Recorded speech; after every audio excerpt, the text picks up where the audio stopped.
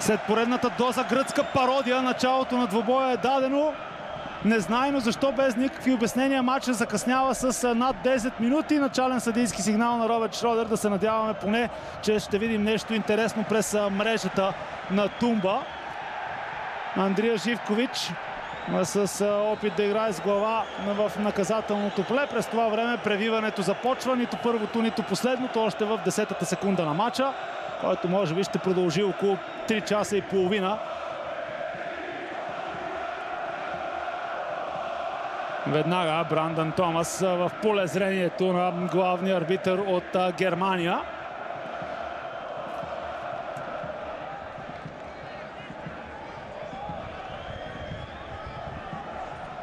Дали има и един двубой от гръцкото първенство, който да е започнал на време.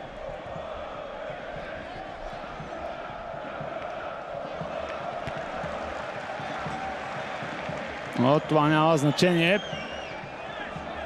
Концентрираме се изцяло върху събитията на терена.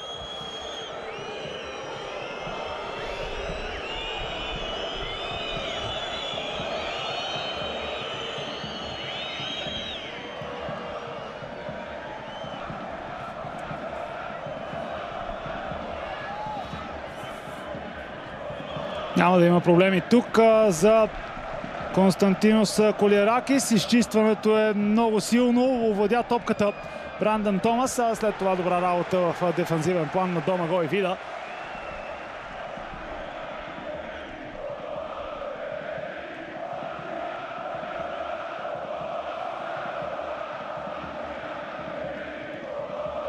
Стана въпрос. 7 промени в 11-торката на Развано Луческо спрямо срамното равенство 1-1 срещу Ламия. Защо срамно? Защото Ламия за сигурност няма място в челната шестица на гръцкото първенство. Сега обаче 1-0 за двуглавите орли от севера.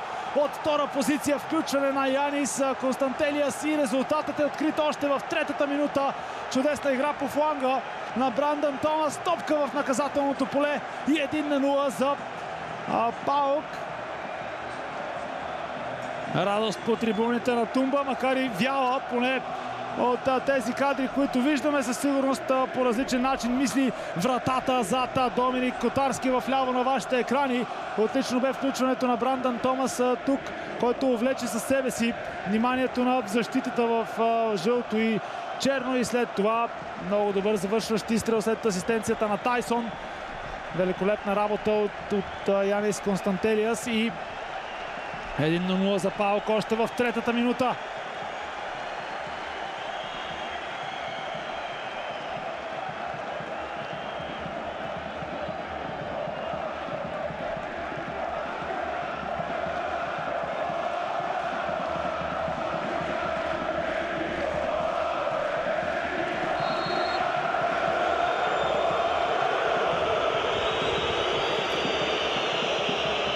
Играта е подновена. Да видим отговора на АЕК. Стана въпрос. Чудесна серия в последно време за състава на Матиас Алмейда. 3 последователни победи за 50-годишния аржентинец и неговите футболисти.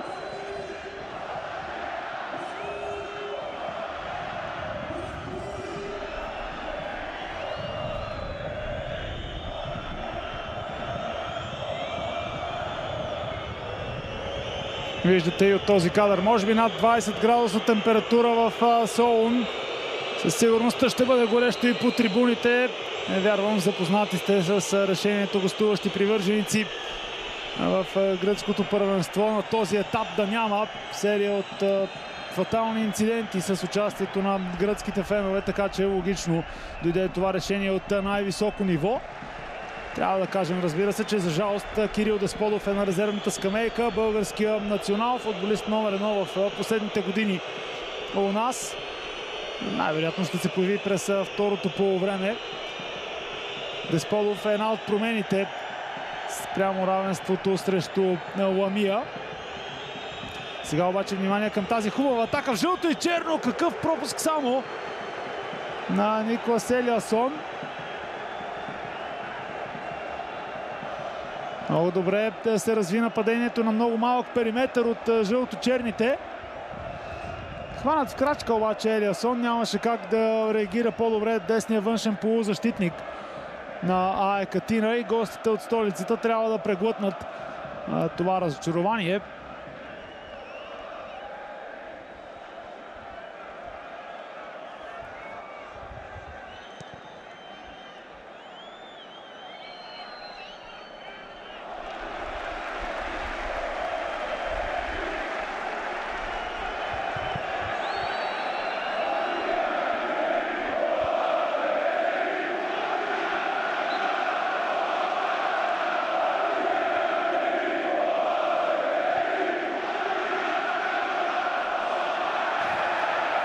Добра игра срещу Брандън Томас този път на Домагой Вида.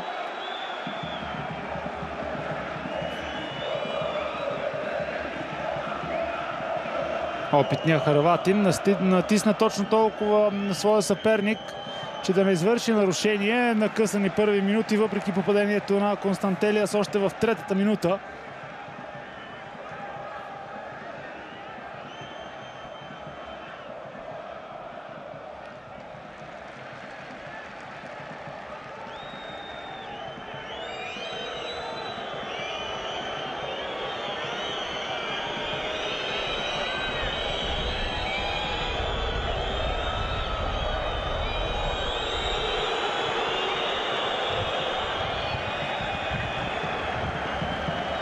Няма да има проблеми тук за Котарски, но пък има много грубо действие на Серхио Араухо. Струва ми се, ще има работа за немския арбитър, докато Кенджора се опитва да потърси сметка от горещия Есекиел Понсе.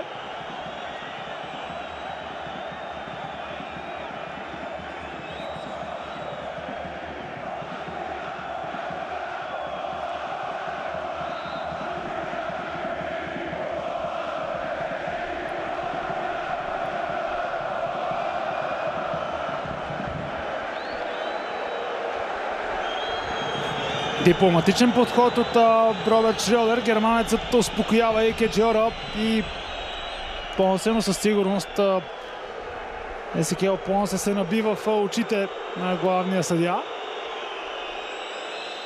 Същото важи и за Томаш Кенджора, но така или иначе това няма да е първото подобно единоборство и първия подобен удар без топка.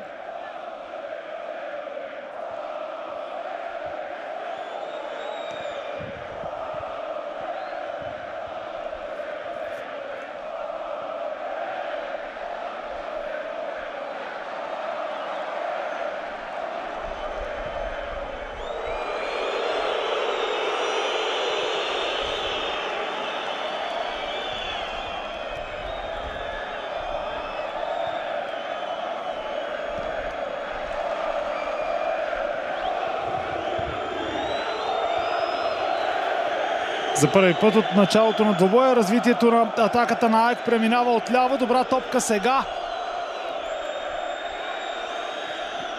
за включилия са тук Орбелин Пинеда. Ще има ли центриране, индивидуална игра на Пинеда, който ще търси удар в близкия ъгъл. Какво изпълнение, само 1-1 в 9-та минута.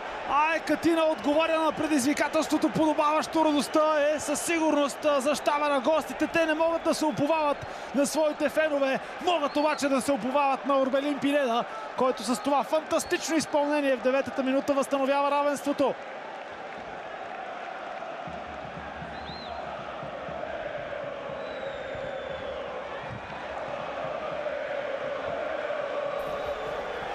Никакви шансове, разбира се, и за Доминик Котарски. Превъзходен бе удара на Орбелин Пинеда. Начало, за което само можеше да мечтаем. Разменени удари, като в боксов матч между двата отбора. Още преди да са изтекли 10 минути футбол.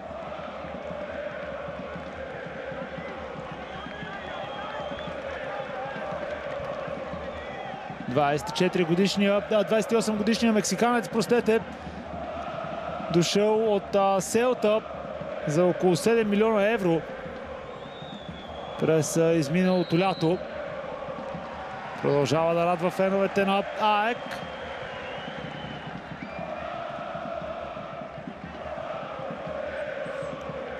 Много силен сезон под наем направи Орбелин Пинеда през миналата година.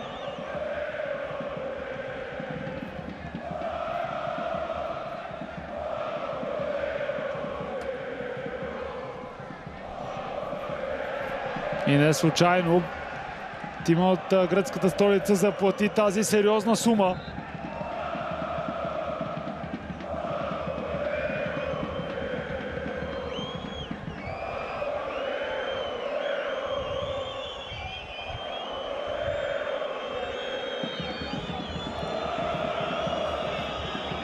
Атанасиадис ще изчака да се подредят неговите съотборници Атанасиадис и спокойно разиграване, което преминава през Домагой Вида и Александър Каенс. Сега вече Доминик Шимански влиза между двамата централни защитници. Може да играе като централен бранител поляка, така че със сигурност ще бъде интересно да видим как използва този похват Матиас Алмейда.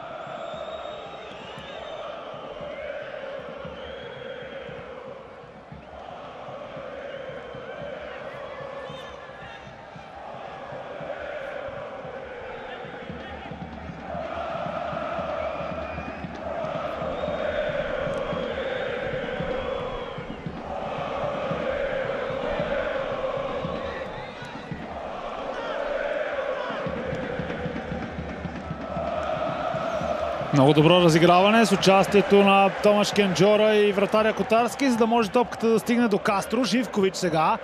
Интересно включване на Джони Кастро, дошъл през зимната пауза от Уолвърхемптън след един скандал, който забърка екстравагантния испанец на базата на тима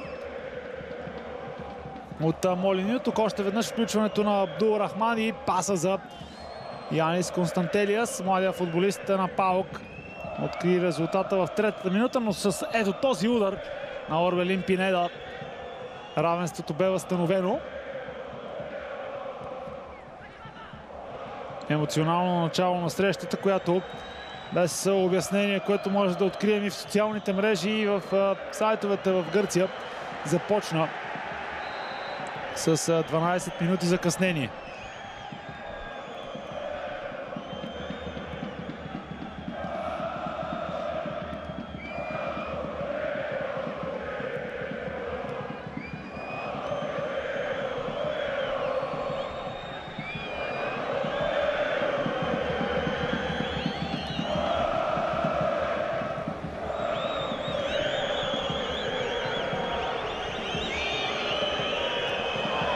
Сега възможност отново Заек. Добър шпагат в краката на Йенс Янсон. Яносва се шведския футболист до тази пропусната възможност, но със сигурност тук комплиментите са за това, което направи срещу него. Кенджора, виждате и радостта на централния защитник на ПАОК.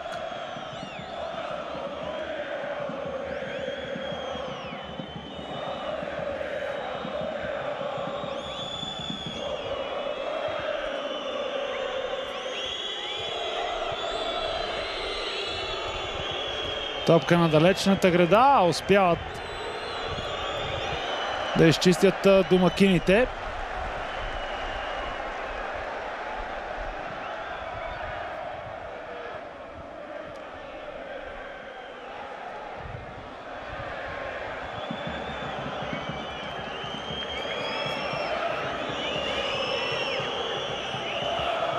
Сега още веднъж отляво ще пробват момчетата на Матиас Алмейда.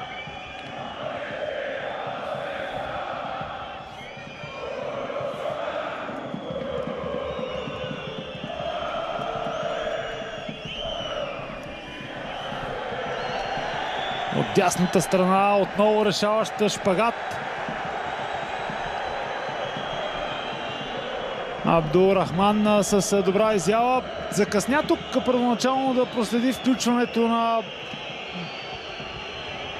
Ласарос Рота, но въпреки това компенсира.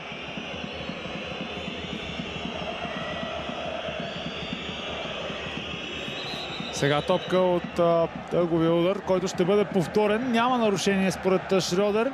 Просто ще има предупреждение за тези действия в наказателното поле, така че Още една възможност за изпълнението на статичното положение.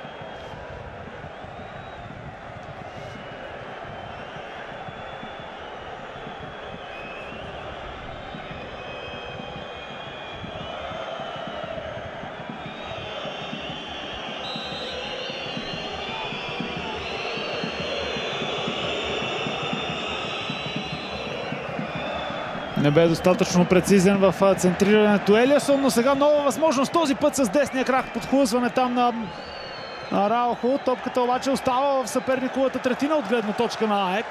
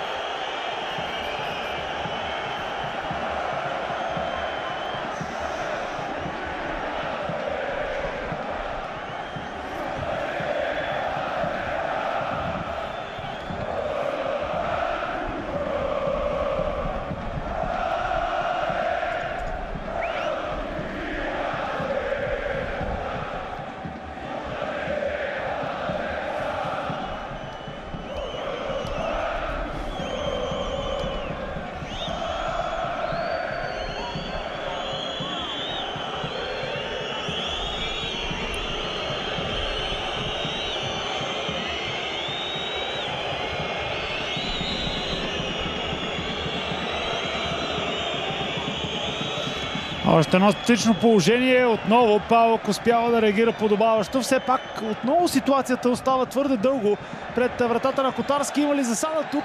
Претенциите са уважени. Така че играта ще бъде подновена с непряк свободен удар. Отлично решение, тъй като действителност имаше неправомерна позиция при това отиграване в наказателното поле от перуанския централен защитник Каенс. Андрия Живкович би могъл да бъде наречен пряк съперник на Каенс, тъй като сръбския национал играе като дясно крило, докато Каенс е ляво стоящия централен защитник пред Танасиадис. Отново, както и в други матчове, които сме ви показвали в нашия ефир, причината за забавянето е някакъв плакат от феновете на ПАОК, който е подразнил, който е бил в разрез с това, което приемат за нормално от гостуващия отбор. Сигнализирал веднага на главния арбитър, който пък от своя страна е влязъл в диалог с делегата на срещата. Робърт Шрьодер е отказал да даде начало на двубоя преди транспаранта да бъде свален. Друг е въпросът защо това не може да се случи достатъчно бързо, без да има забавяне в програмата. Стана въпрос обаче не е на най-високото ниво, да не кажем нещо много повече. Организацията в гръцкия футбол. Сега обаче организацията в редиците на ПАОК отново е на същото ниво, тъй като се стига до критична ситуация. Орбелин Пинеда изкочи на далечната града и единствено късмета, по-скоро отколкото реакцията на Котарски, спасяват ПАОК от втори допуснат гол.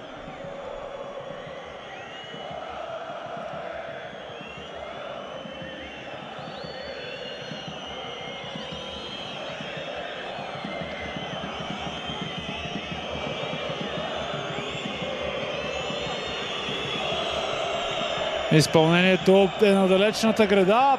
Отново проблеми при изчистването. Няма сигнал на Шрьодер. Ще има ли обаче възможности за контрадействие? Твърде силно изглежда си поведе топката тук голмайстор Константелиас и това е пряк свободен удар. Ще има жълт картон за Лазарус Рота, струва ми се.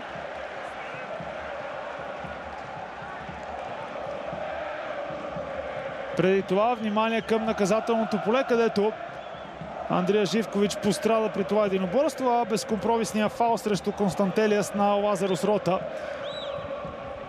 струва ми се, ще означава и жълт картон. Категорични арбитрите от Германия в това отношение.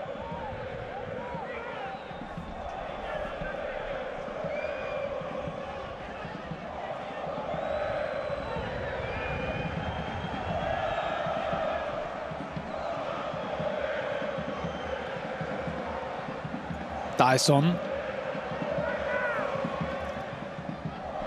Абдул Рахман. От крака на асистиралия за гола в третата минута Абдул Рахман. Топката ще е за състава от столицата.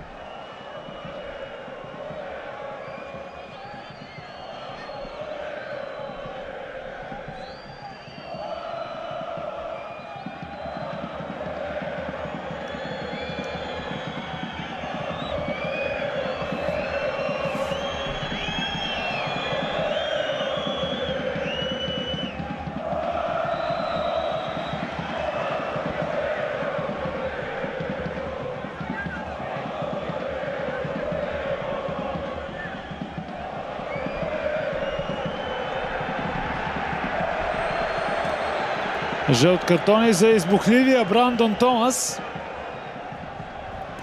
Видяхте още веднъж иначе Матиас Алмейда, 50 годишния старши треньор на АЕК Атина, който, разбира се, имаше своята много сериозна диря и в аржентинския национален отбор в периода 96-2003. Алмейда изигра близо 50 мача за трикратния световен шампион, а още по-впечатляваща изглежда работата, която той върши като треньор в един от големите тимове в гръцкия футбол. Спечели дубъл през миналия сезон. Да, нещата в Лига Европа не се развиха по желания начин от АЕК Атина, защото може би спомняте си отпадането в груповата фаза, но трябва да имаме предвид и на съперниците, срещу които бе изправен състава на Алмейда. Групата включваше Брайтън, Олимпик Марсилия и Аякс Амстердам. Два носителя на купата на европейските шампиони, плюс Брайтън на Роберто Де Зерби, който по това време, т.е. през есента, играеше впечатляващо и в английската висша лига и в битките на Стария континент. Не случайно чайките спечелиха и своята предварителна група.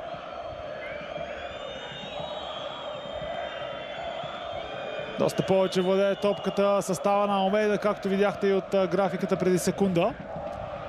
Отново втората топка е за състава на Алмейда.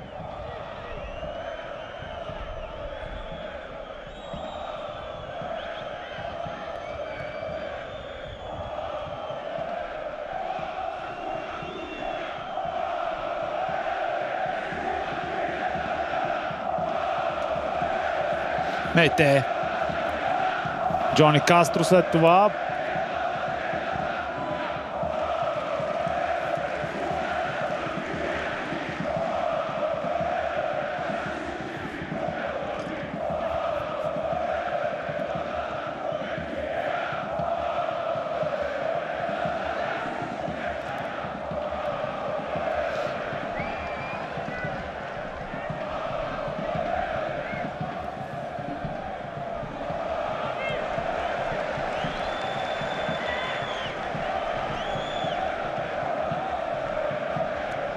Ясно е, повече хладнокръвие, повече спокойствие иска Разван Луческо от своите футболисти. Не е никак доволен от този прибързан пас в дясно, който се оказа и твърде силен за Джони.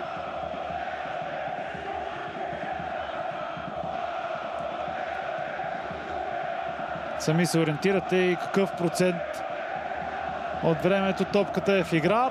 Покъртителен. Около 40.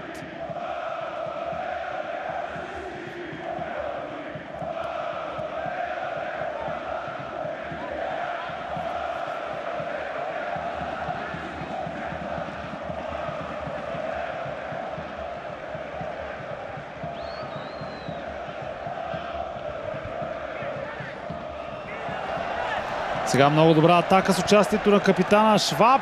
Пасът е за Константелиас. Той се пребори за първата топка, след това много хубав шпагат и само корнер за Паук. В един момент изглеждаше сякаш Доминик Шимански е на по-добра позиция. Много първия, много енергичния Константелиас обаче се пребори за топката и извлече, бихме могли да кажем, максимума тук, защото все пак сега възможност пред високите футболисти в състава на Разван Луческо да застрашат вратата на Атанасиадис при евентуално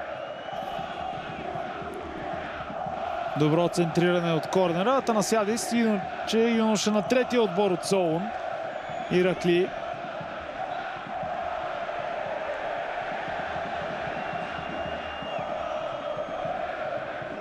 Още веднъж и още веднъж головете. Попадението на Константелия са в третата минута и отговора на Орбелин Пинеда. Мексиканеца с много хубаво изпълнение в деветата пред погледа на своя треньор, който може да е доволен.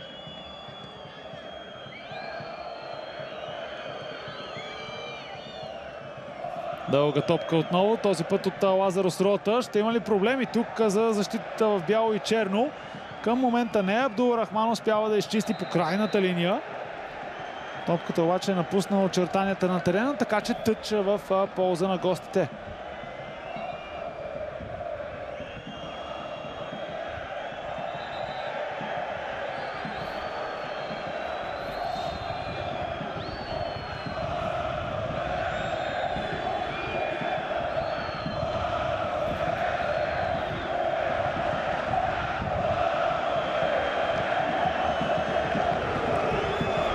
Доста интересно изпълнение опита Араухо.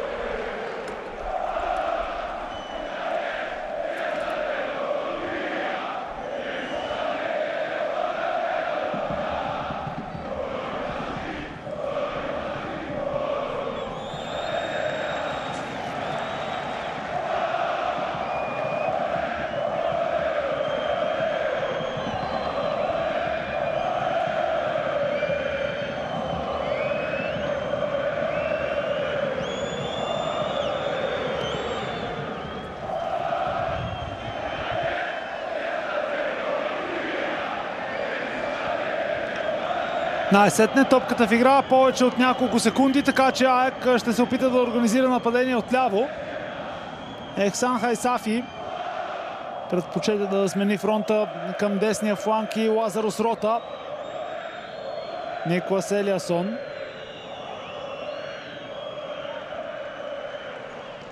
Добро позициониране, хладнокръвна игра на Джони. Сега ще има работа за Домагой Вида и Кай Енс. Успяват да изчистят топката, не и да запазят в свое притежание.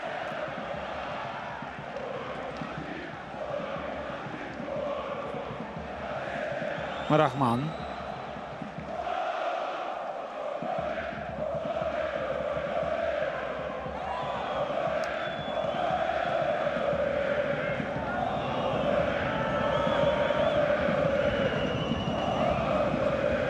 Константелиас, най-енергичния, най-опасния, може да кажем, футболист за двуглавите орли от севера. Сега Джони Кастро получава на десния фланг. Бойно подаване с Живкович. Отлична игра срещу сръбския футболист от страна на Ехсан Хайсафи.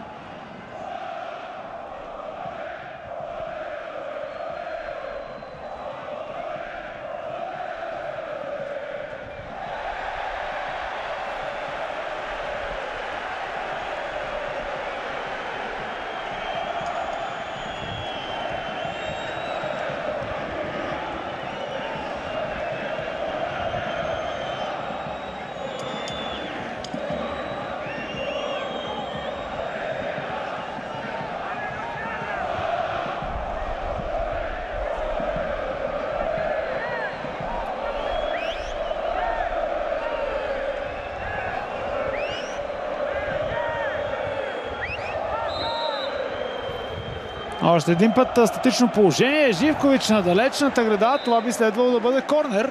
Точно така. 30 минути футбол на Тумба, 1-1 след ранно разменените попадения.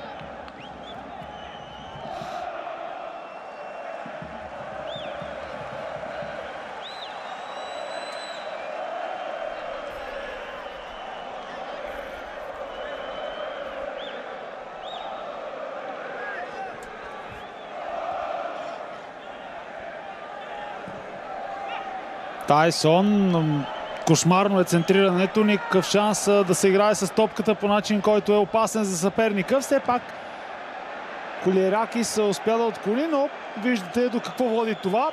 Възможности за контрадействия в жълто и черно. Справяха се обаче момчетата на Развано Луческо. Константелиас изчака включването на Джони. Живкович.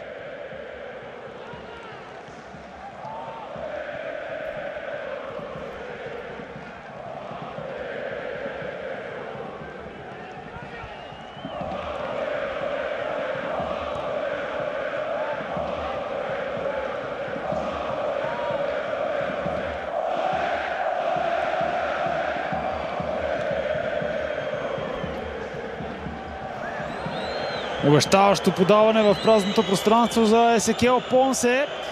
Наказателното поле изчаква включването и на Раухо в далечния ъгъл. Чудесно спасяване на Котарски с една ръка. След това, разбира се, известен късмет, че топката не се върна. Футболист на АЕК, но само с един дълъг пас. Футбол типичен за Матиас Алмейда. АЕК стигна до много добра ситуация благодарение на индивидуалната класа на Есекиел Понсе. Отново ще пробват от лявата страна сега гостите. Хайсафи. Елиасон временно от тази страна ще действа шведския футболист. Интересно е включването на Йенс Йонсон. Няма как обаче топката да стигне до него.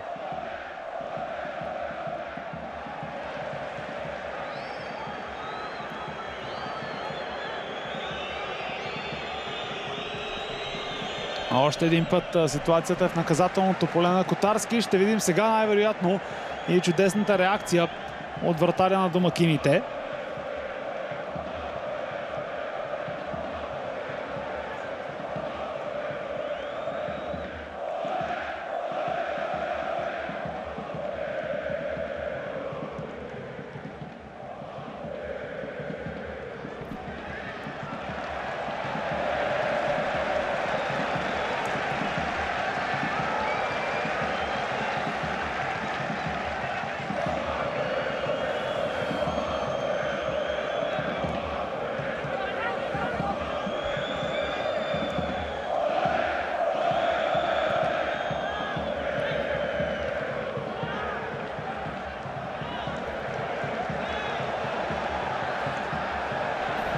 Мейте за Брандън Томас. Отново се просва на тревата Брандън Томас. Искаше тук по-добро движение от своя съотборник Андрия Живкович. Добре натиснат, трябва да кажем, от Йонсон. Датския полузащитник направи достатъчно, за да извади от равновесие Брандън Томас, без да извърши фаул.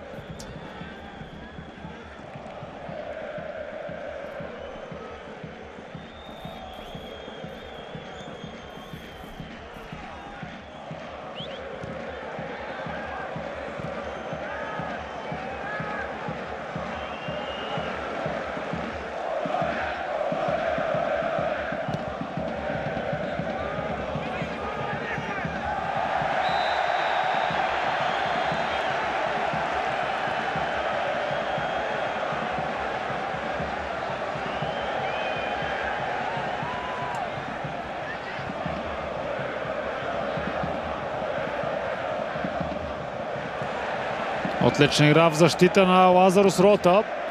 35-та минута. АОК АЕК 1-1.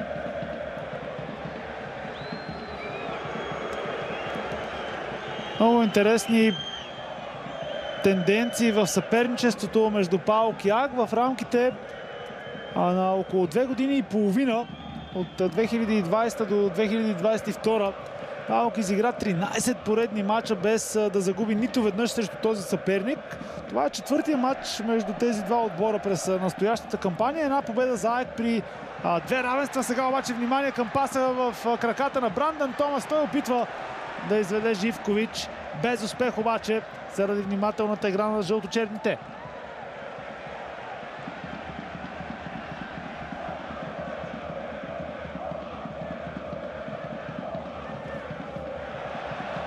Тайсон. Добро обръщане на бразилеца. Топка на далечната града. Точно пред погледа на Живкович. Много важна намеса на Ексан Хайсафи и само корнер за Паук.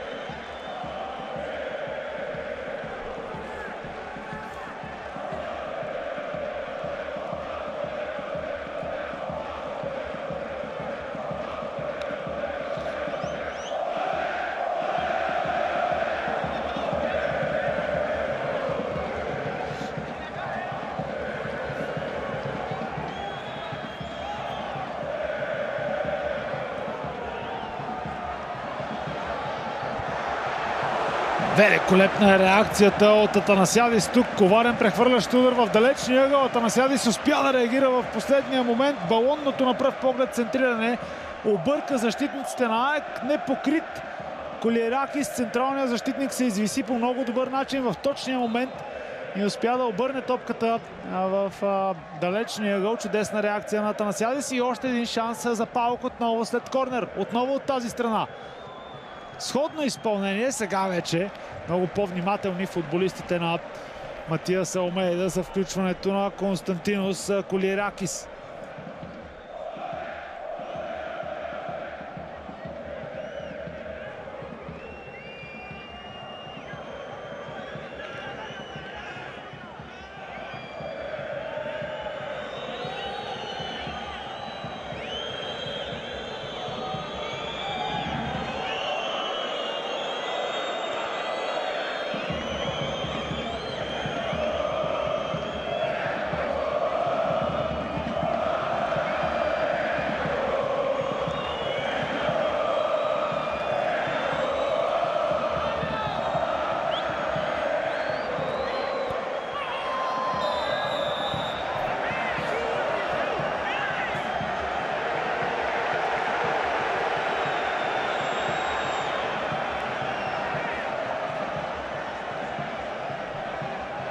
Още едно официално предупреждение. Тук Джони Кастро закъсня. Не съм сигурен дали бе чак толкова сериозен удара срещу Серхио Раухо, но така или иначе решението на Роберт Шрьодер е за официално предупреждение.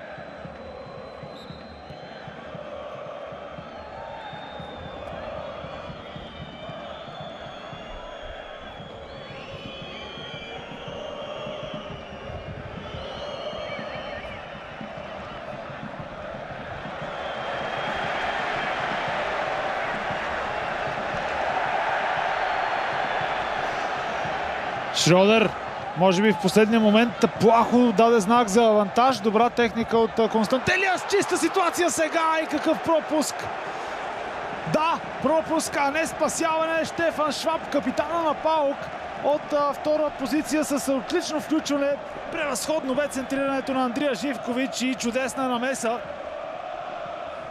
от Атанасиадис, макар и тук със сигурност да говорим за грандиозен пропуск от Штефан Шваб, а не за спасяване толкова от Атанасиадис, тъй като топката е право в тялото на Атанасиадис и той нямаше как да не спаси на практика този удар.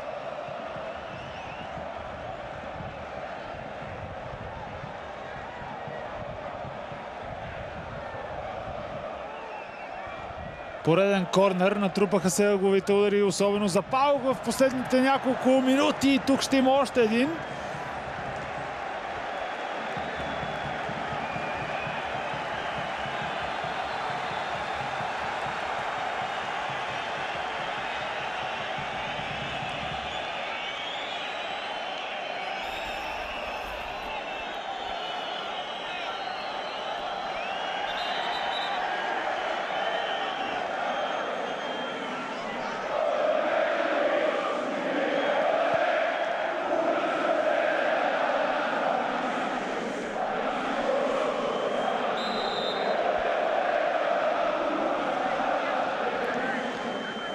9 тъгвови удари вече. Центрирането отново от Живкович, отново на далечната града. Сега вече много хубави предпоставки за контрадействие, след като Есекиел Понса измъкна топката. Великолепен пас в ляво и това ще бъде може би жълт картон за Константелиас. Да.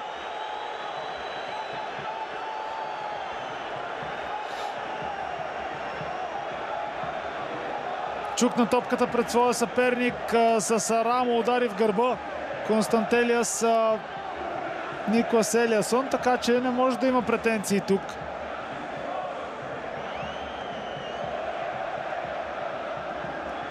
...21 годишния юноша на ПАОК. Матиас Алмейда може би пък иска червен картон, но тук не говорим за предотвратяването на очевидна голова възможност за съперника, така че абсолютно точно германски арбитър Шродер показа жълт картон на Константелиас.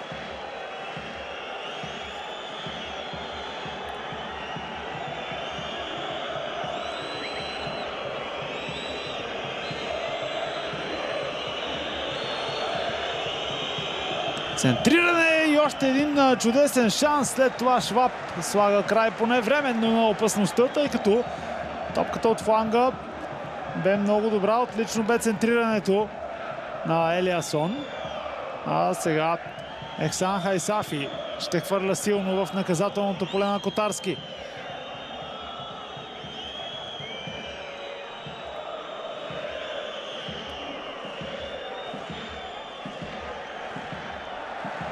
Котарски боксира. Тук по-скоро имаше засада. Ще изчакат най-вероятно арбитрите развитието на потенциалната контратака.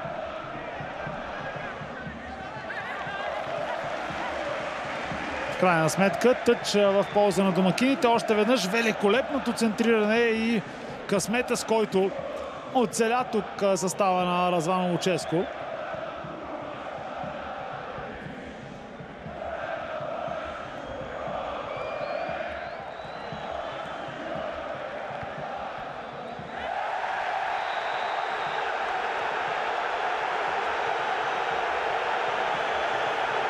Пети жълт картон от началото на матча.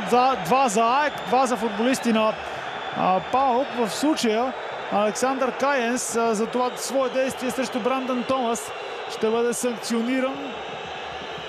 Хубав бе паса по крайната линия. Това е единоборство, което ще бъде подминато в огромен процент от първенствата. Но решението на Шродер е дори за жълт картон.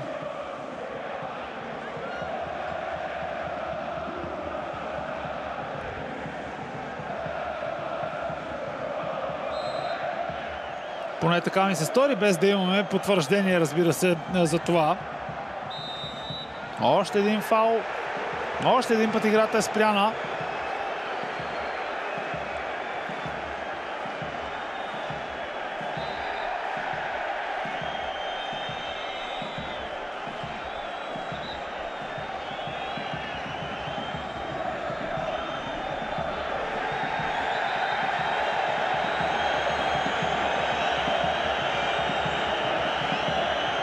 Може би нямаше жълт картон за Александър Кайенс. Така или иначе не винаги получаваме и графично потвърждение за всичко, което се случва.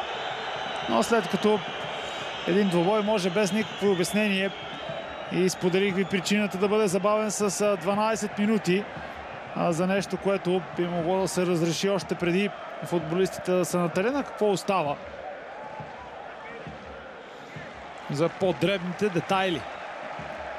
Андрия Живкович с много хубав тъч на пътя на Шваб, притиснат от Йенс Йонсон.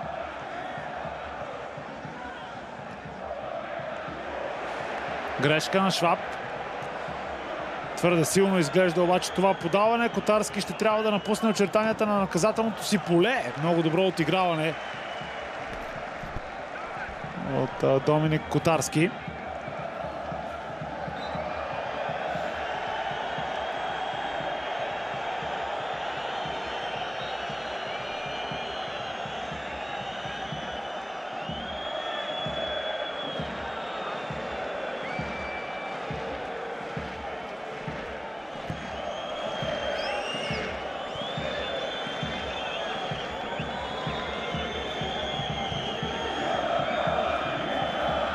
120 секунди, добавени към редовното време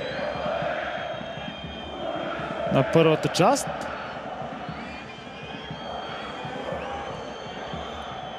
Много смел пас по дължината на игрището. Често обаче тогава се стига до грешки от футболиста, който трябва да овладее. Поправи неточността в последствие Орбелин Пинеда. Много силно първо по време за Пинеда, особено това важи за първите 25 минути, може би.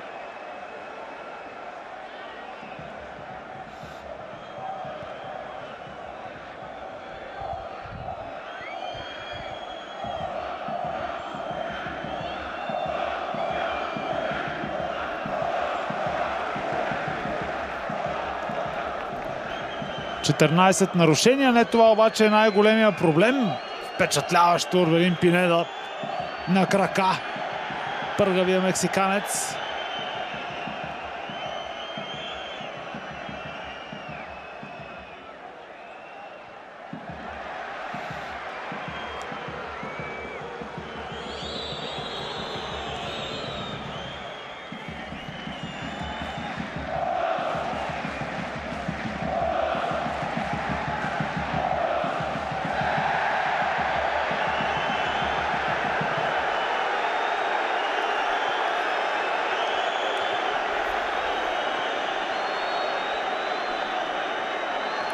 Много лошо. Падна върху глезена на своя съперник тук Елиасон. Нарушението иначе не бе толкова грубо.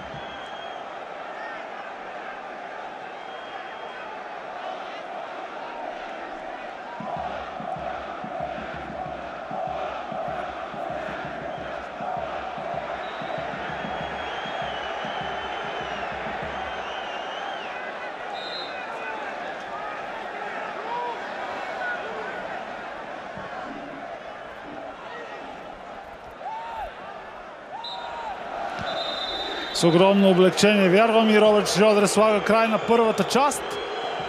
1-1, след като имаше разменени удари в началните няколко минути на срещата. Константелиас откри резултата за домакините от Пауго в третата, но само 6 по-късно. Чудесно солово изпълнение на Орбелин Пинеда означава, че отборите се разделят на почивка при 1-1. Дами и господа, връщаме се след малко на Тумба в Солун.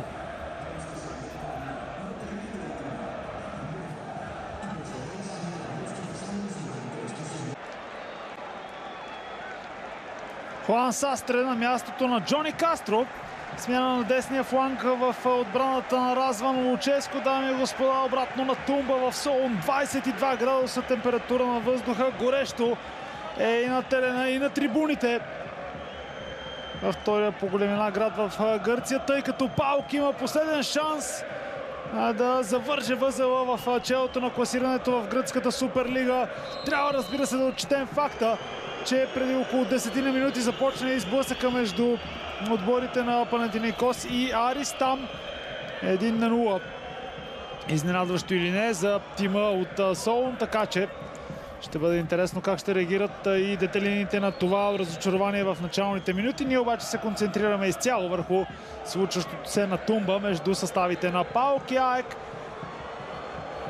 С появата на Хуан Састре трябва да кажем, че нищо няма да се промени от гледна точка на системата на игра от Разван Луческо, тъй като десният крайен защитник Кастро бе заменен от титулярния десен бек Хуан Састре.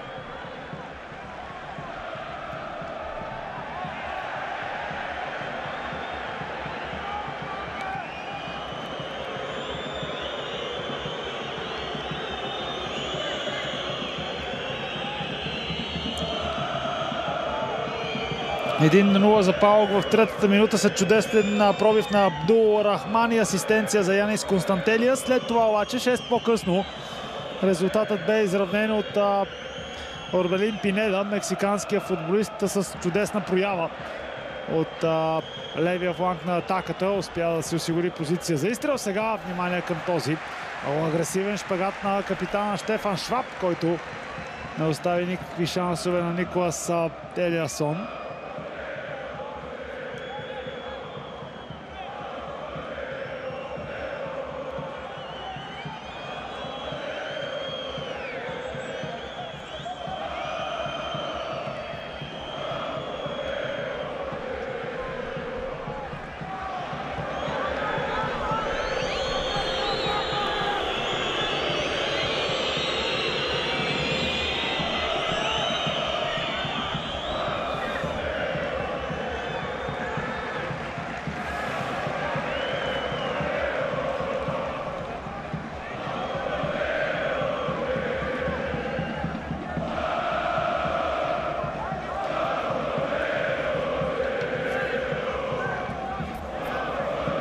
Колерякис. Разиграване с участието на двамата централни вредители Кенджора и Колерякис.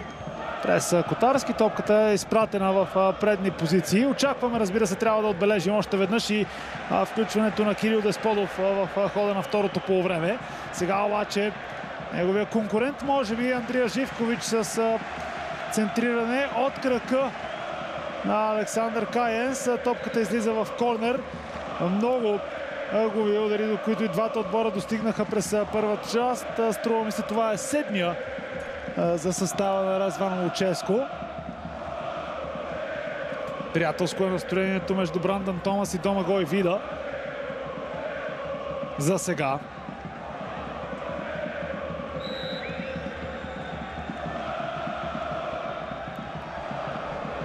Още едно фаулцово центриране, още един път Домагой Вида на висота. И сега пореден опит за контрадействия. Трябва да отбележим, че и двата тима много добре, много умело използваха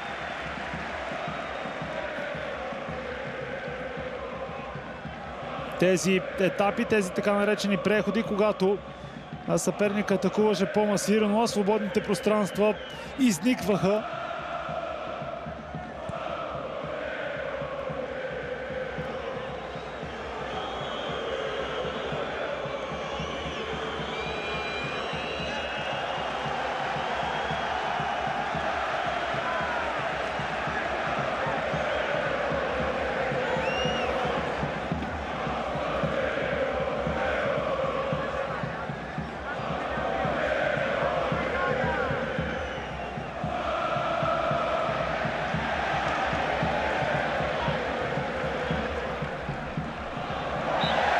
Нарушение срещу Суалиху Мейте. Серхио Араухо, аржентинския капитан на АЕК, го извърши.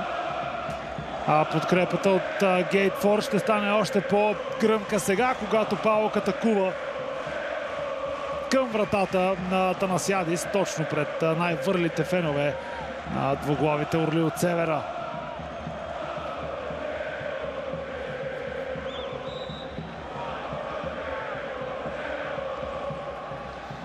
Андрия Живкович или Тайсон, двете крила. Живкович с добра топка. Мейте.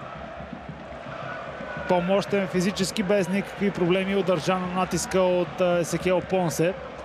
И сега Котарски отново силно напред. Шваб много силен при играта във въздуха, на няколко пъти спечели свободни удари през първата част, когато бе търсен от Котарски по сходен начин.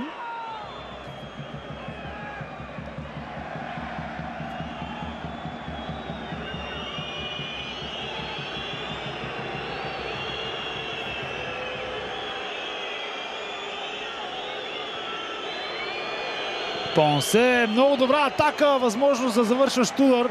Топката е изчистена от Колерякис и сега отново Паук е на ход. Ето ги тези възможности, които изкачаха пред Хуан Састре.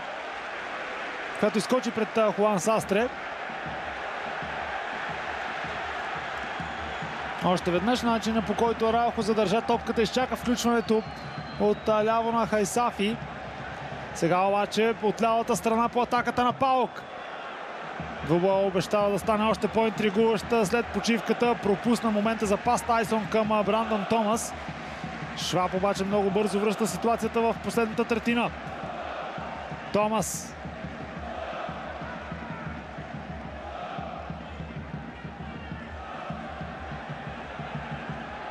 Тайсон ще има ли завършващ удар тук? Чудесна комбинация. Всичко се разминава благополучно за АЕК. Шампионите оцеляват и тук, само корнер за Паук.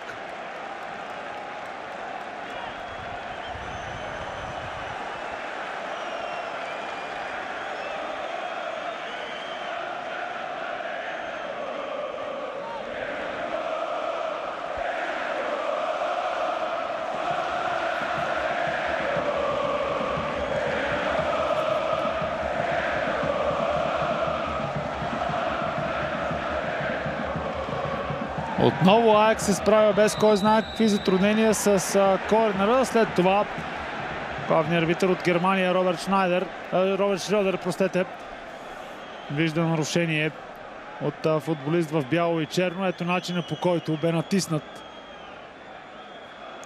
Лазарус Рота.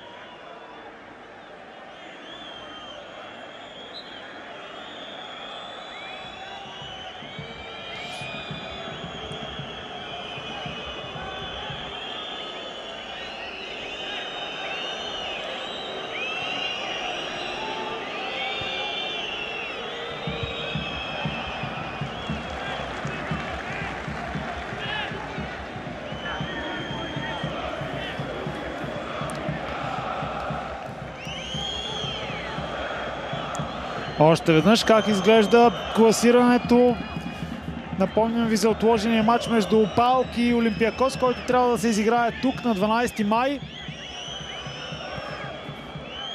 Така че 33 мача в актива на АЕК с 75 точки. Панатинаикос е втори с 71 в също толкова двубой. Олимпиакос след победата по-рано днес срещу Ламия с 4-1 има 70 в 33 мача. ПАОК пък в 32 е събрал 68 точки. За позициите и точките на Арис и Ламия няма смисъл да говорим. Те са много назад в подреждането като точков актив. Иначе като позиции, разбира се, заради формата на гръцката Суперлига са 5 и 6, но бе подета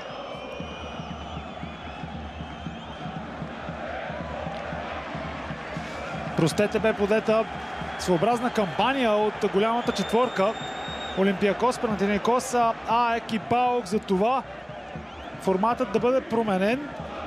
Единствено тези 4 отбора, или хайде, всъщност 4-те отбора, които завършат на първо място, на първите 4 места в редовния сезон, да получават правото да се борят за титлата в така наречената плейофна шампионска група. Тъй като в действителност се оказва така, сякаш Арис и Ламия не са на нивото на останалите отбори в тази част от подреждането.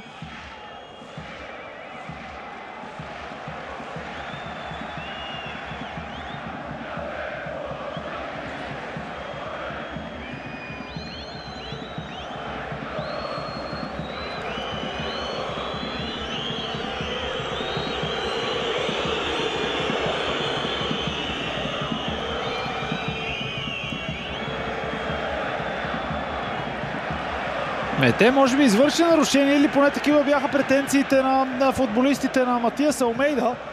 Нямаше обаче сигнал.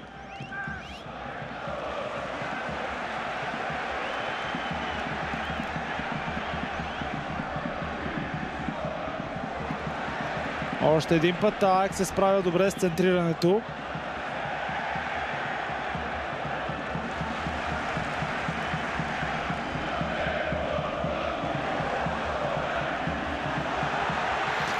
Сега много добра намеса, трябва да кажем, на датския вътрешен полузащитник Йенс Йонсон.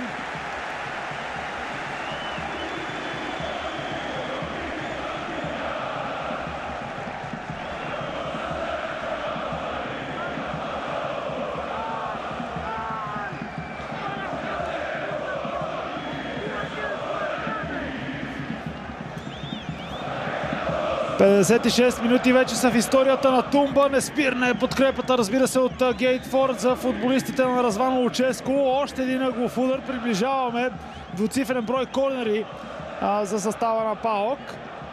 Тайсон, струва ми се, ще изпълнява. Може би късо към Живкович. Не, на близката града. И още един, може би, корнер. Не. Топката е оставена в игра. Араухо.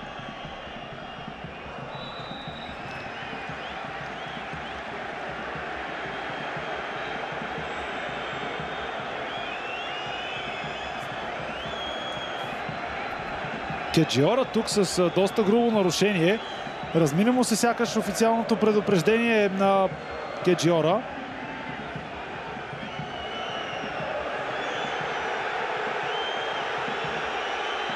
Да, Ексан Хасафи със сигурност има защо да недоволства.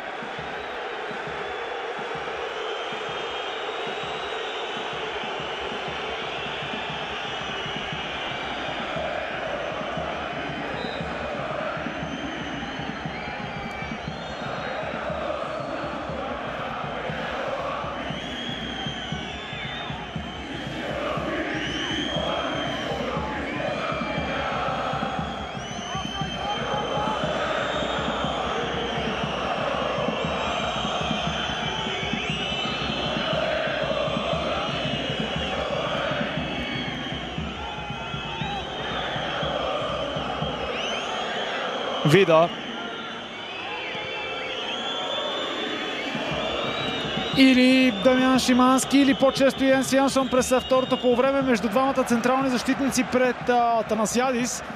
Осигуряват повече комфорт при разиграването на топката. Нямаше комфорт обаче в този случай, тъй като агресията на ПАОК свърши работа. Суалихумайте. Кеджора. Чудесно обръщане на Шваб и нарушение. Йонсон и Шимански не могат да се разберат за нещо.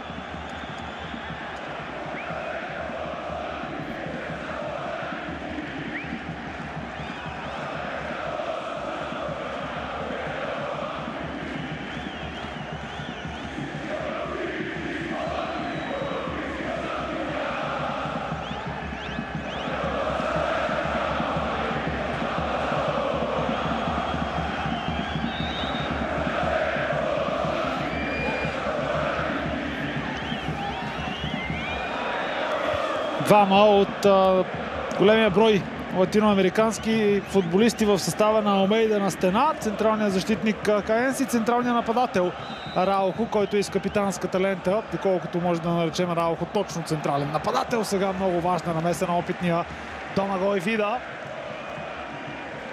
Претендират за засада в тази ситуация пък футболистите на Алмейда. Вида е изчистил стотици подобни центрирания под огромно напрежение, дори и на световно първенство, така че няма как да се трогне от тази топка от Тайсон, опитния хърватин.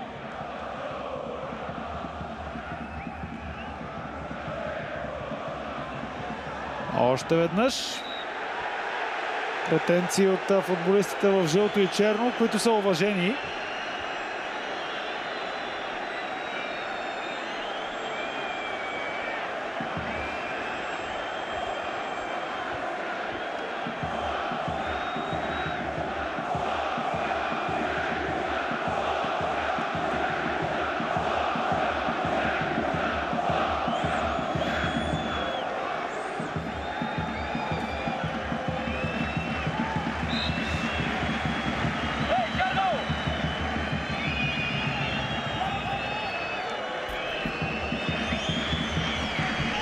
Вида.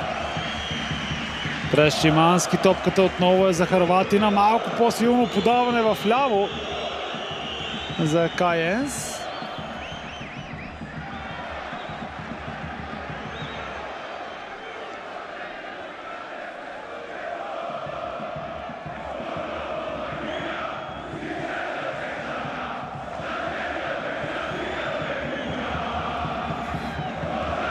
Йонсон. Отново Дъчанина. Лазарос Рота за Йонсон.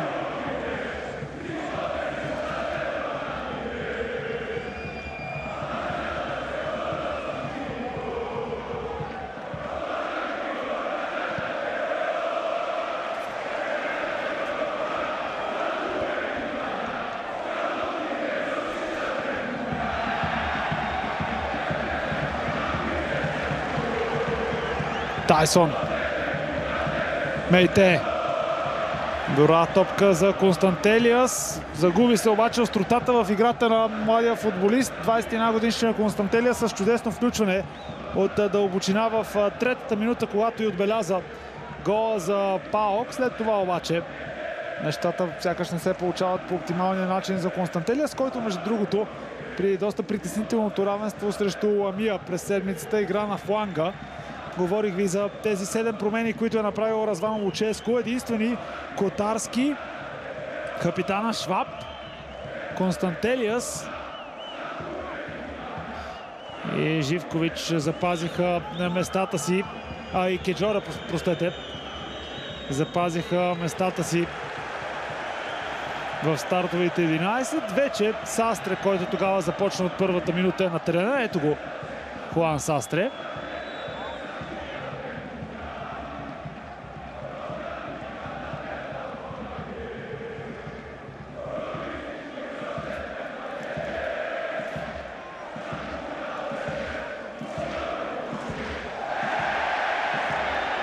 Чиста игра на Каен. След това центрирането е посрещнато от Домагой Вида. Отново битка в центъра. Авантаж от Шрьодер. Ще бъде добре играта да не е спирана толкова често, ако разбира се ситуацията го позволява за германския арбитър.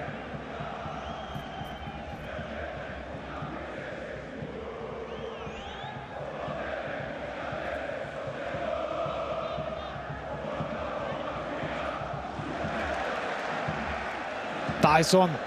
Твърде малко са добрите действия от игра на Тайсон. Някои опасни центрирани от статични положения, но може да се иска повече. А сега Живкович в агония буквално. По-скоро обаче струва ми се за щастие момент на болка за Андрия Живкович, отколкото някаква лоша контузия. Дано всичко да е наред с бившия футболист на Бенфика и Партизан Белград.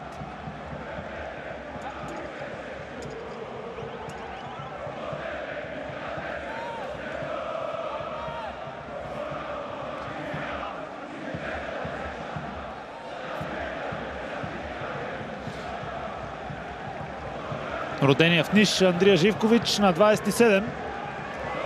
Ще се надява да е част от националния отбор на Сърбия при първото евроучастие на сърбите на еврофинали. Като самостоятелна държава всъщност. Последният случай, в който Сърбия се домогна до последните 16, сега вече до последните 24 на първенството на Стария континент, бе през 2000-та.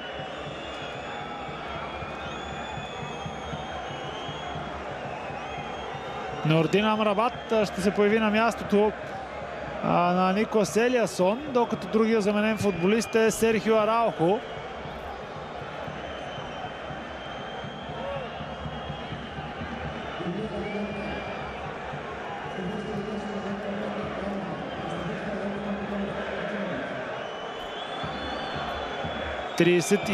годишния Нордин Амрабат. Може би си спомняте част от отбора на ПСВ Айндховен преди вече колко? 14-15 години всъщност. Игра известно време и в Испания, най-вече в състава на Малага. След това през Уотфорд, отново в испанското първенство с Леганес. Между 2018 и 2021, част от Ал Насър.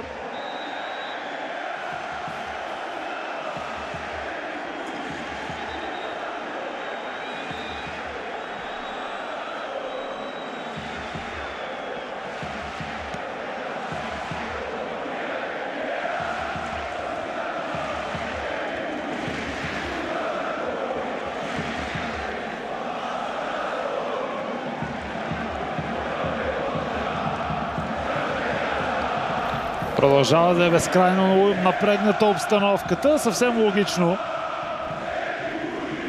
Докато Тумба се забавлява за пореден път.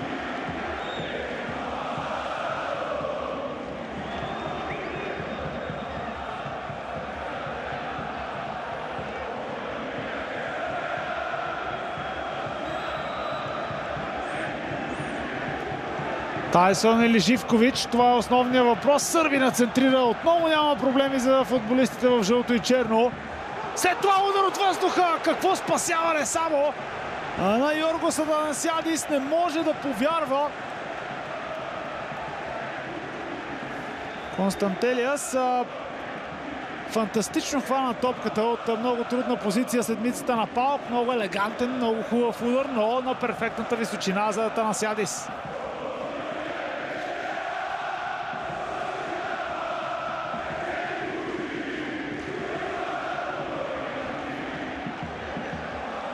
Една дозина вече са корнерите за Паук. Те продължават да не носят никаква заплаха за вратата на Атанасиадис. Още веднъж от малко по-различна гледна точка. Фантастичната намеса на 31 годишния гръцки вратар.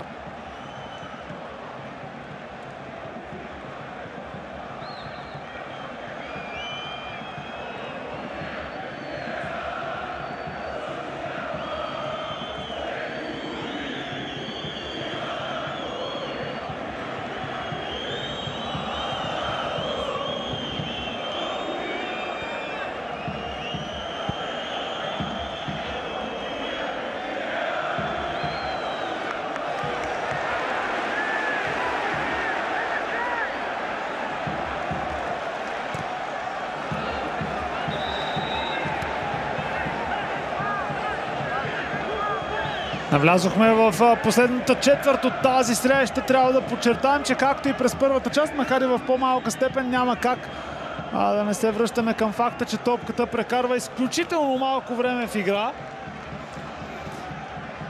Не знам дали си спомняте един момент, в който колегите от Гърция ни предоставиха тази графика в средата на първото полувреме. Тогава стойността бе около 40%, което наистина е рекордно ниско, за което и да е първенство.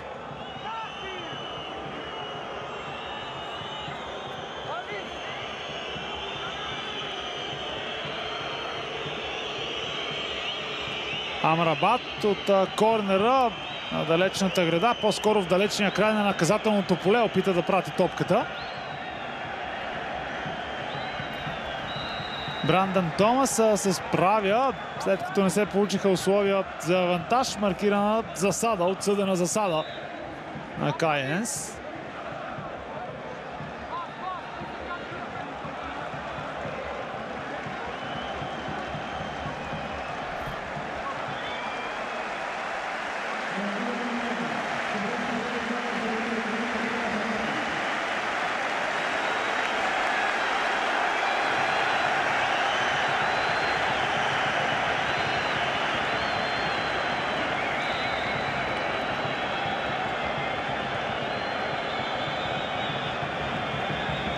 Боана Али Самата на мястото на Брандън Томас. Самата започна срещу Ламия при 1-1 в сряда. Сега разменени роли, разменени минути между двамата централни нападатели, макар и те в никакъв случай да не могат да бъдат наречени типични, докато Мият Гачинович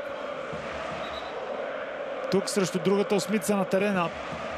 Мейте успя да спечели пряк свободен удар. Напомням ви, равенството до известна степен може да кажем, че устройва състава на АЕК много повече.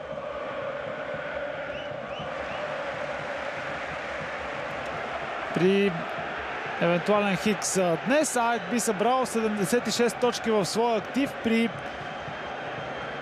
оставащи само 2 мача до края на първенството. Титлата ще продължи да бъде в едната ръка на тима от столицата.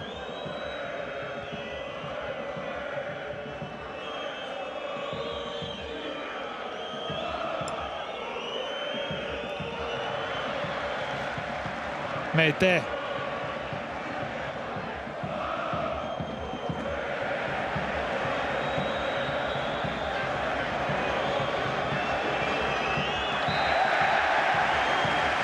Отново решение, което поражда недоволството на един от двата отбора на футболистите на игрището. Тук категорично нарушение, трябва да кажем.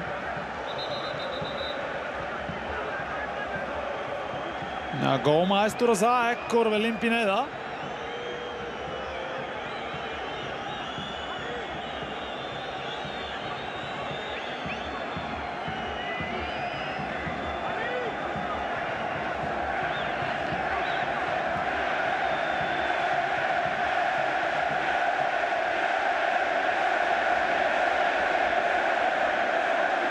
Не са рядкости хора с пистолети по игрището в Солун, така че кой знае какво се случва сега.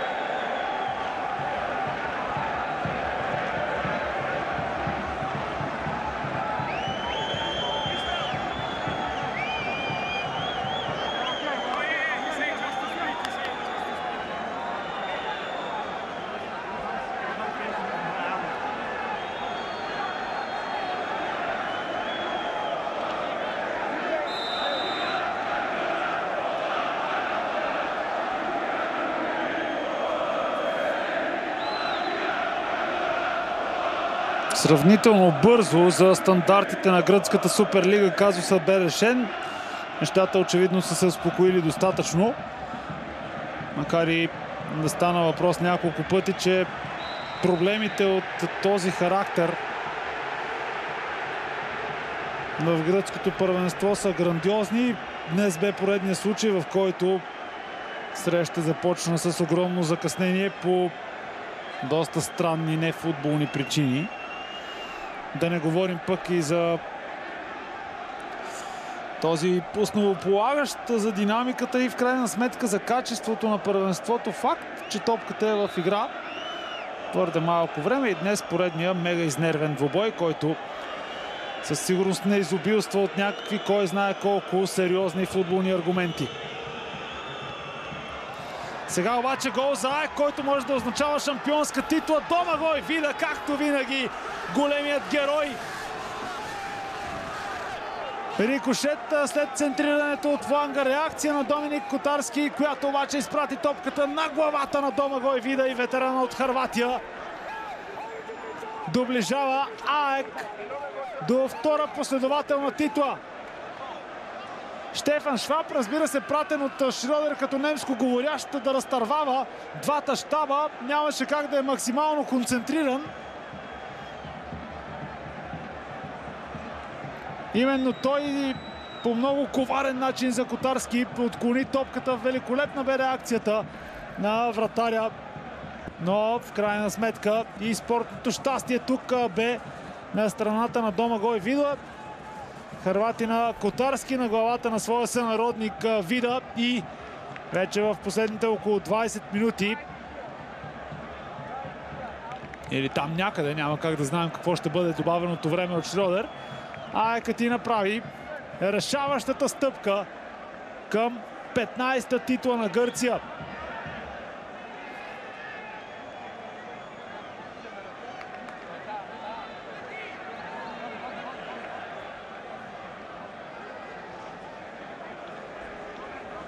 Кирил Десподов, струва ми се, виждам от този общ план край четвъртия съдия. Магомед Оздаев също ще се появи на игрището, докато ние гледаме редовността на гола.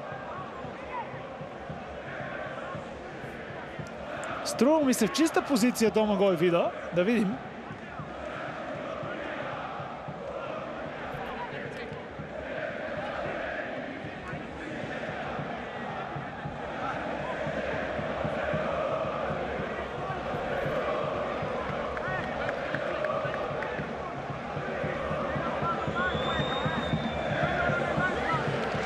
Да, голът е потвърден. 2-1 за АЕК в 75-та минута на срещата, може би.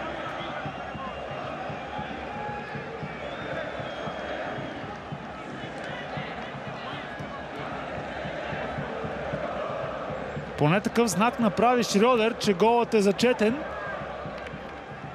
Да изчакаме още малко.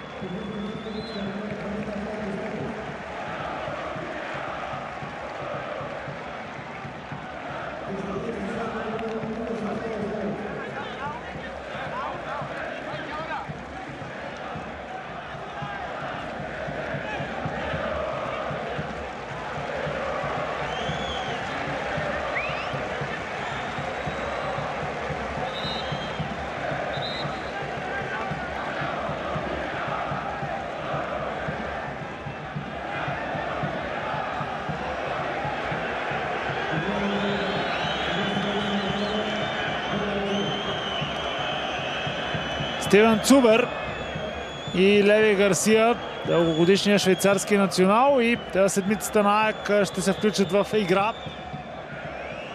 Докато Есекиел Пон се напуска очертанията на игрището, да видим кой ще бъде другия заменен футболист.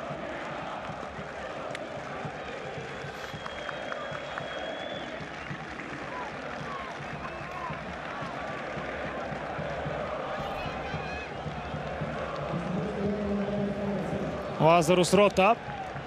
Още в първите минути на срещата Рота си изкара жълт картон, така че и тази смяна е до голяма степен логична.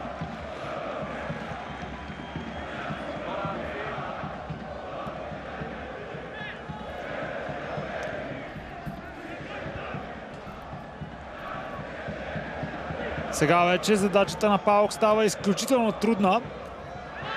Кирил Десподов замени Андрия Живкович. Още едно нарушение. Колиракис го извършва.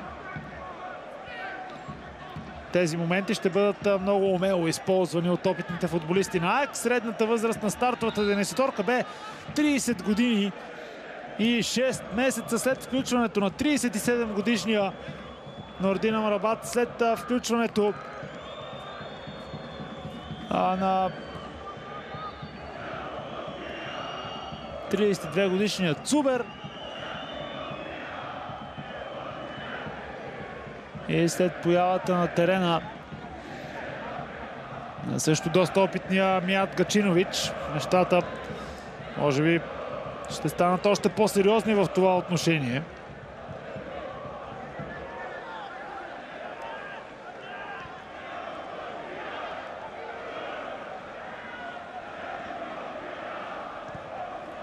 В 80-та минута на Тумба. Ранно разменени попадения в 3-та минута от Янис Константелиас и в 9-та от Орбелин Пинеда направиха резултата 1-1. Сега обаче в 75-та Домагой Вида дава аванс за АЕК, който може да бъде много ценен. Може да бъде сцената на титла. Кирил Десподов с първо отиграване участва в разиграването на топката, за да бъде извадена тя на фланга. Сега Десподов очаква топката да бъде заложена. Няма да има голов удар от българина, но ще има голов удар от 21 годишния Янис Константелиас, който прави резултата 2-2 много бързо след подновяването на играта. Като абсолютна стойност може би 5 минути, но реално заради забавянето и заради 4-те смени, които бяха направени много бързо, Паук възстановява равенството. Страхотно изпълнение от въздуха. Спомняте си може би удара с левия крак преди 10 на минути, който бе отразен от Атанасиадис. Сега обаче с десния Константелиас остави безпомощен, остави безмолвен Атанасиадис. 2-2 и предостатъчно време, поне четвърт час пред Паук да потърси обрата. Много мощна игра тук на Самата, който е спрян чисто и играта ще продължи, може би в другата половина.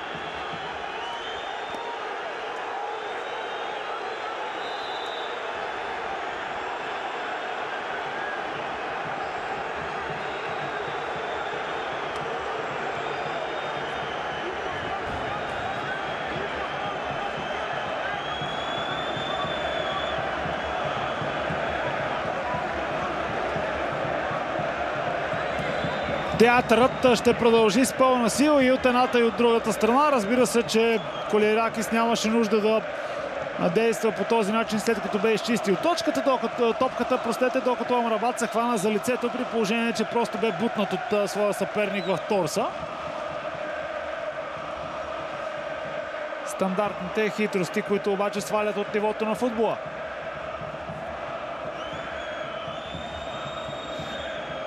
Със сигурност голът на Константелиас за 2-2 не сваля, а напротив качва нивото на трибуните и особено това на Гейт 4.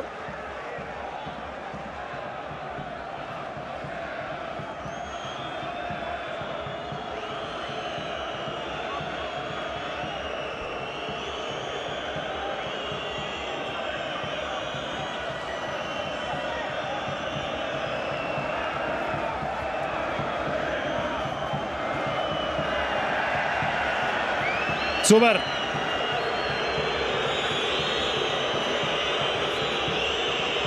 Максимално напрегната е обстановката.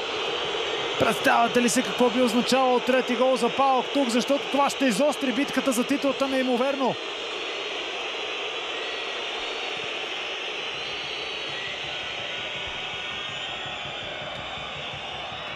Позволявам си да ви върна още веднъж към класирането в настоящия момент, тъй като то е много важно и за последните няколко минути на Тумба. 76 точки в актива на АЕК към момента, ако прибавим тази потенциалната. 69 в графата срещу името на Паук, т.е. бихме могли да съкратим разликата, ако Паук спечели, на само 4 точки, а програмата на АЕК включва до края на сезона, който завършва на 19 май, стана въпрос. Сблъсъци с Олимпиакос и за финал на 19 май срещу Ламия, така че трудно може да се говори за изтръгването на първото място от ръцете на жълто-черните, но битката и за подножието на върха също ще бъде много интригуваща.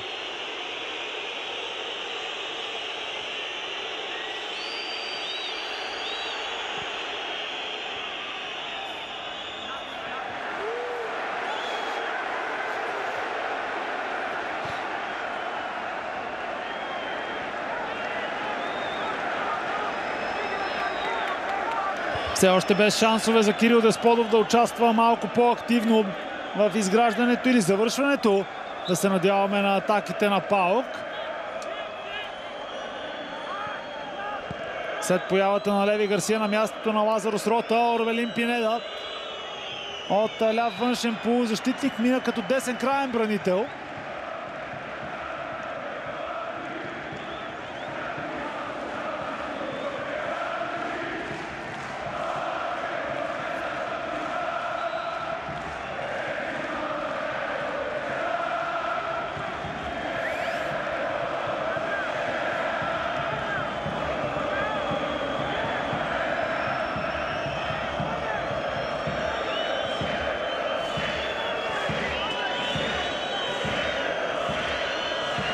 Силно центриране към далечната града. Ще бъде ли това шанс за Гарсия?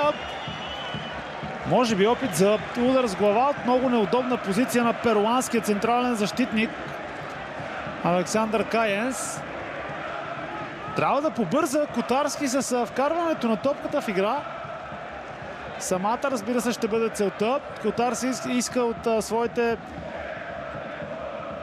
съотборници да се изнесат в дясно от гледна точка на изпълняващия удар от вратата.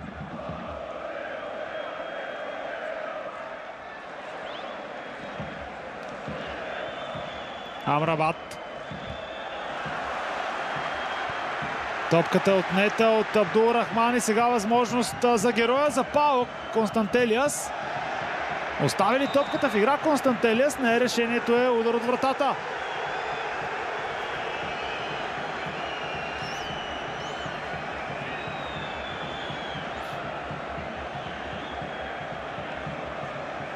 Не съм сигурен дали Амрабат не игра последен с топката, иначе че тя напусна очертанията на игрището е ясно. Спорен момент, но така или иначе тук клишето, че може да се доверим на главния арбитър е в пълния си блясък, тъй като Шрьодер бе на перфектна позиция да види. 87-ма минута на срещата изтича. Разбира се, АЕК ще се надява да запази равенството. Дългите топки са логичният подход от футболистите на Алмейда. Вида по крайната линия, съвсем логично към свежия Леви Гарсия.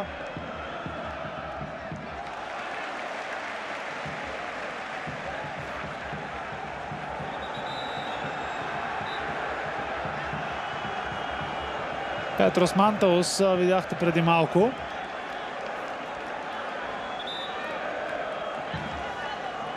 Годишният атакуващ полузащитник ще остане на резервната скамейка, докато играта отново е спряна за неизвестен период от време.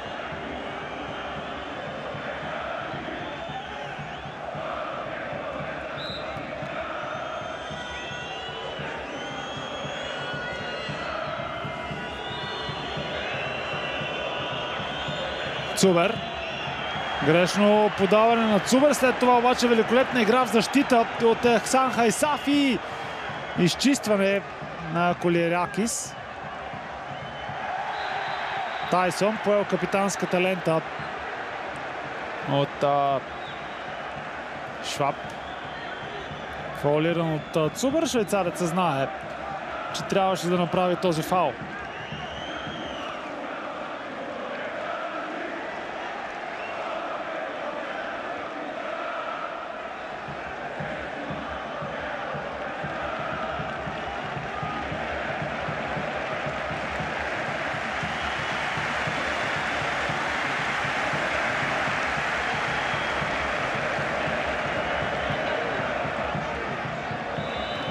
Аплодисментите са за Хуан Састре, който въпреки болката, въпреки удара в мускула, който може би получи или пък схващане, остава на игрището.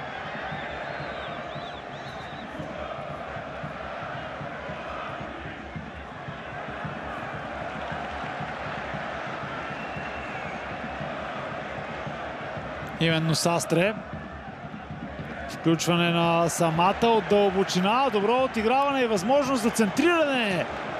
Странно решение от Атанасиадис да боксира по този начин, защото той дава възможност за изпълнението на ъглов удар в последната минута. Естествено, че не са доволни от своя вратар, който за камерите сякаш се хвърли и изби топката, не обезпокояват, не можеха да повярват футболистите от състава на АЕК на това, което направи Атанасиадис, и Кирил Десполов е за топката в последните секунди от редовното време. Десполов, топка на близката града, отлично бе центрирането, ще има добавка от въздуха и гол! 3-2 за Паук в 90-та минута, претендира може би за засада Йоргос Атанасиадис. Перфектното центриране на Кирил Десполов бе избито от футболистите в жълто и черно. След това обаче от въздуха феноменален завършващ удар на едва ходещия по терена Хуан Састре. Мвана Али Самата в чиста позиция, струва ми се, отклони топката. И ето как цирковото изпълнение на Атанасиадис, който вместо спокойно да улови леката топка, изпратена от фланга, без да има футболист на Паук около него, води до ъглов удар, от който пада гол, който застрашава титлата на АЕК.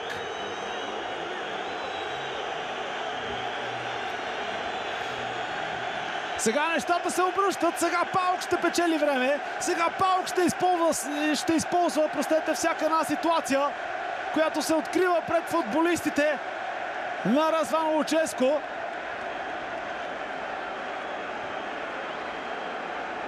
За да бъде забавена играта. 7 минути е минималното добавено време, назначено от германския арбитър Роберт Шрьодер. Ще бъде, разбира се, проверен много внимателно този гол, който е потвърден в този момент, и трибуните на Тумба избухват отново. 3-2 за Паук. Ето колко, да, жесток, но понякога справедлив може да бъде футбола, защото когато ти се подиграваш с него, визирам изпълнението на Алмейда, на Атанасиадис, простете, когато той изби топката, просто за да направи шоу за камерите, футбол веднага ти отвръща. Той те наказва.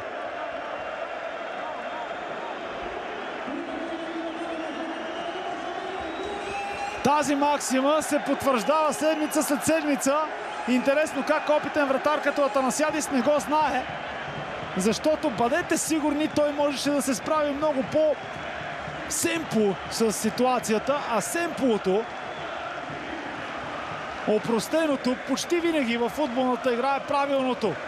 Той обаче реши да боксира атрактивно с някакъв плонж, който може да впечатли неговите съотборници, които невярващо разпериха ръце с въпроса: какво правиш? Корнерът от Десполов бе избит на крака на Састре, а сега титулярният капитан Виейриня на мястото на Тайсън в последните около 6-7 минути, може би, тъй като в последните две не се игра. Виейриня загуби топката, Цубер оцели в ръката свой съперник. Магомед Оздоев не е съгласен с отсъждането на главния съдия, но това ще бъде добра възможност за АЕК да потърси изравняването.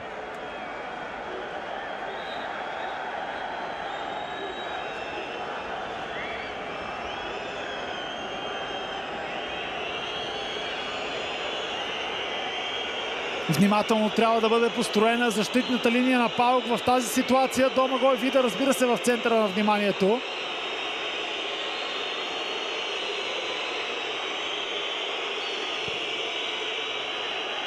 Амрабат изсипва топката в наказателното поле. Неубедителен Котарски, но след това има нарушение. Отново Састре на тревата, докато Кирил Десподов претендираше да бъде пуснат авантаж, но така или иначе добър момент за Паук. Не съм сигурен, че Леви Гарсия направи нещо наредно, просто много опитния Састре, след като изчисти топката, направи така, че това да изглежда като доста твърдо влизане от Леви Гарсия. А Тумба ще се срути по традиция на от най-шумните места на Балканите.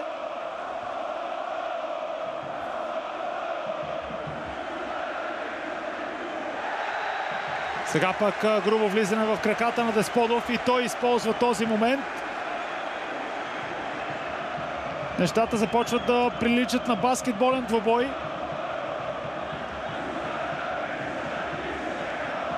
Доста неспортсменски фаул на Каенса срещу Десподов, който имаше под контрола си топката и просто перуанеца го изрита в опорния крак. Но сега пък Десподов застава в тази ситуация за топката и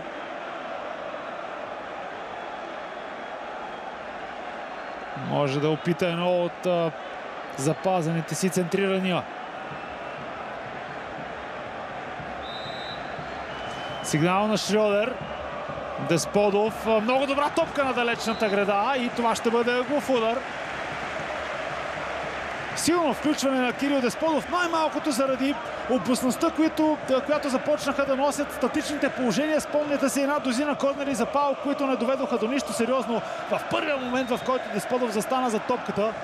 Тя бе избита на крака на Састре и гол, който може да има много висока стойност.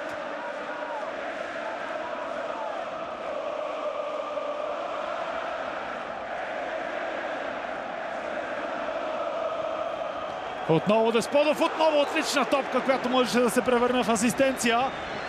Константинос Колирякис не успя да засече. 34 фаула вече, но това е нещо напълно нормално.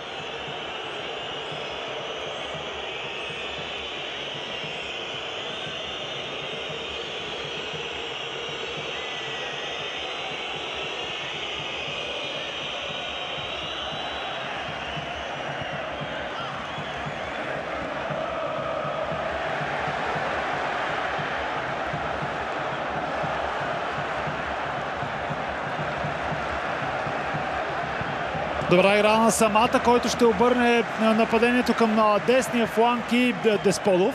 Тръгва на двойно подаване с Мейте. Десподов добре се развива тази атака. Центрирането обаче е в краката на Александър Каенс.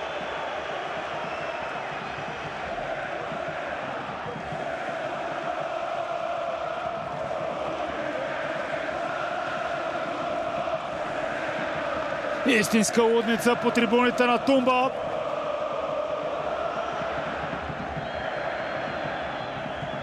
Какъвто аспект е и песента, която в момента пеят феновете на двуглавите орли от севера. 4-кратния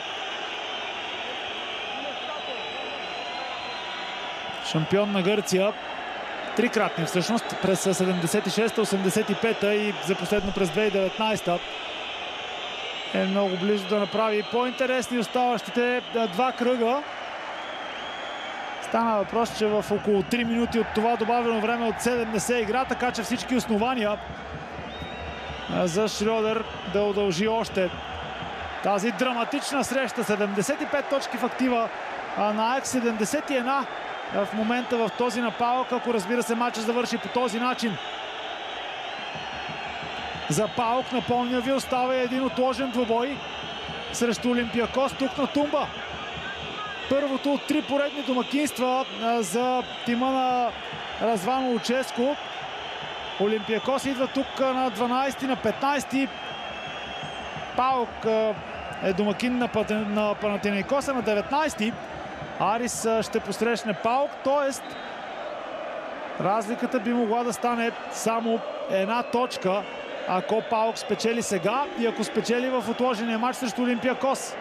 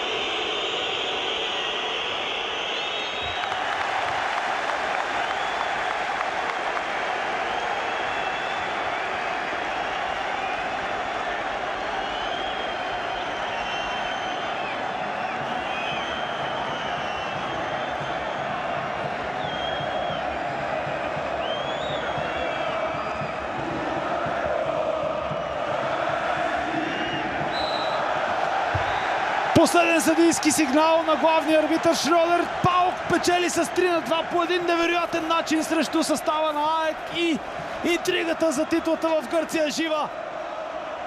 Големият герой се казва Хуан Састре, появил се от пейката, получил схващане точно преди да отбележи фантастично попадение, а трибуните на Тумба отново ще празнуват.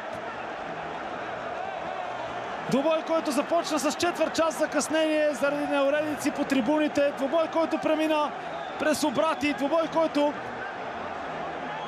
в крайна сметка е спечелен от ПАОК след включването на Кирил Десподов на игрището.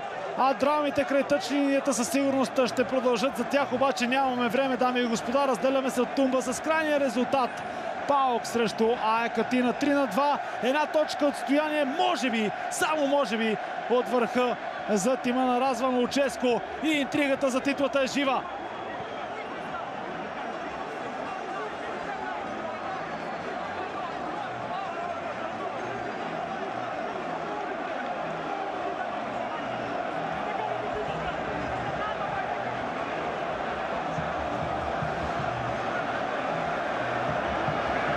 Шампиона на Италия с Лацио Матиас Алмейда от 2000-та. Човек с близо 50 мача за аржентинския национален отбор не може да удържи гнева си. Очевидно е имало страхотни провокации от двете страни, но това не е футбол. Да, емоциите често вземат връх. Това обаче излиза извън всякакви норми и надяваме се всичко да се размине благополучно.